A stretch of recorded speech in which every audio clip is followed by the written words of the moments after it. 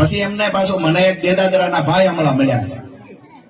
મેં કીધું આ રોડે શું કરો છો?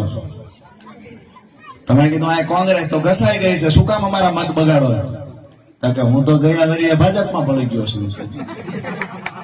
મેં ગજબ કરો છો. મેં કીધું તો રોડે શું કરો છો? તો અમને કીધું છે કે રોડે ખેસ પહેરીને ઉભું રહેવાનું, કોઈના ઘરે જાતા ને ગાળું દેશ બહેનો કે કોઈના ઘરે જવાય એવું નથી. ભાજપનો કમળ વાળો ખેસ પહેરી બહેનો ખૂબ આક્રોશમાં છે, એટલે ઉપરથી સૂચના આપી દીધેલી છે કે રોડે આટા મારજો, ઘરે જાવ તો તમારો જીવ જોખમમાં છે. એટલે ભાજપના નેતાએ ઘરે જવાનું બંધ કર્યું છે. ઘરે જવું હોય તો સ્થાનિક આગેવાનોને સાથે લઈ જાય છે. મહત્વની વાત હું એ કરતો હતો, બહારના 500 લોકોને ઉતાર્યા, હજી નવા લોકોને ઉતારવાના જ પાછા. 2 દી તો આ એક મંત્રી રોકાણા, પછી મંત્રી આવે એટલે સમાજના આગેવાન એની વાહે વાહે ફરતા હોય પાછા. પછી અમારો સમાજ હોય તો ભલે, બીજો સમાજ હોય તો ભલે, બરાબર.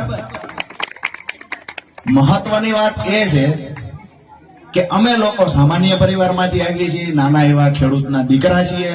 અમારા ઉમેદવારો સામાન્ય પરિવારમાંથી આવે છે. કોઈ જબ્બા લેંઘાવાળા મોટા મોટા નેતા નથી. અમારી આગળ પાછળ પોલીસ ફરતી નથી. તેમ છતાંય એમના 500 માણા, એમના મંત્રી, એમના ધારાસભ્યો, એક ખટારો ભરાય એટલા ધારાસભ્યો અહીં ઉતર્યા છે. અને તોય જો એવડાય હારી જાય, નગરપાલિકા આપણી બને તો કેવી જોયા જેવી થાય. આ કામ તમારે કરવાનું છે. 2 હાથ ઊંચા કરીને મને કહો કે તમારા ભાઈને 16 તારીખે એકલો નહીં પડવા દો ને, હા કે ના?